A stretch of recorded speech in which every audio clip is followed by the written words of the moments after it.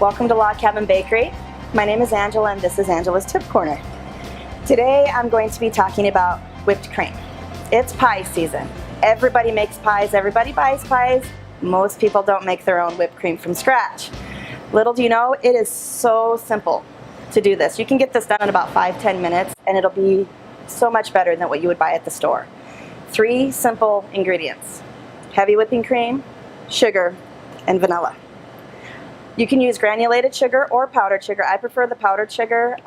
Almost gives it more of a cool whippy texture, but it's a lot lighter and fluffier. So now we're going to begin. The ratios that I like to use when I make my whipped cream is, for every cup of cream, use 1 tablespoon of sugar and 1 teaspoon of vanilla. You can adjust this to your taste. Some people like it sweeter. I like it not as sweet, because if you're putting it on a sweet item such as a cream pie, you don't want it to be so sweet that people are going to not want to eat it. It makes a nice balance. Oop, and then I spill.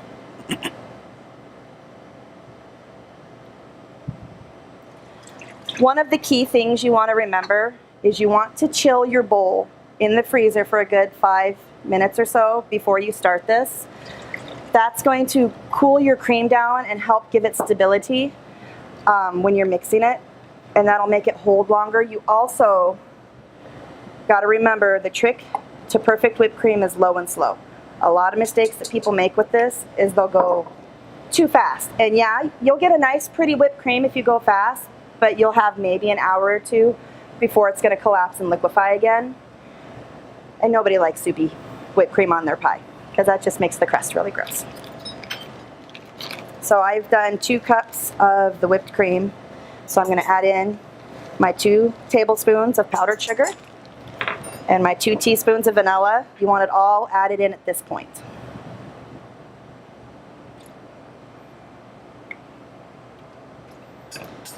Now when you're using, if you don't have a KitchenAid, you can use a glass bowl. Don't ever use plastic.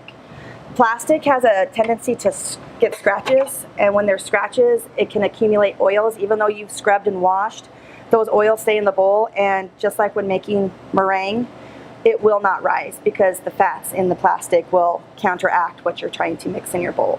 So you always want to use metal or glass, and you can use a hand mixer. We're going to just start it off at about 3, and this is going to take a while. Don't get impatient. Don't try and speed this process up. I guarantee it's going to be worth it in the end. So when it starts to pull away from the bowl and really hold shape, that's when you know it's going to be done. We're looking for somewhere between a soft peak and a stiff peak, and you know you're there when you can do that and it'll hold its shape. So once you get it off the mixer, you definitely want to make sure you fold it a little bit, just in case there's a little bit that's not fully incorporated, and you want it to have a nice creamy texture. If you overmix it, it'll turn grainy and start to break, and that's not a very pretty pie. There's a couple different ways you can do pies. This is my favorite. I just like to get the whipped cream on the pie. You take a spatula, get it all the way to the crust. That's going to seal the top of your pie and keep it nice and moist. And you can do all kinds of crazy designs on this, and it's going to look pretty. You can do swooshes. My favorite is just to start pulling out and flick. Like I said, it's a pie. It doesn't have to be perfect. People are going to know it's homemade, and it's going to taste great. And then you can go back in and put a couple little spikies in there. And because of the way we whipped it, it's going to hold that shape. And now comes the fun part. We're going to throw some chocolate shavings on this. You just grab a knife and just drag it right over the top.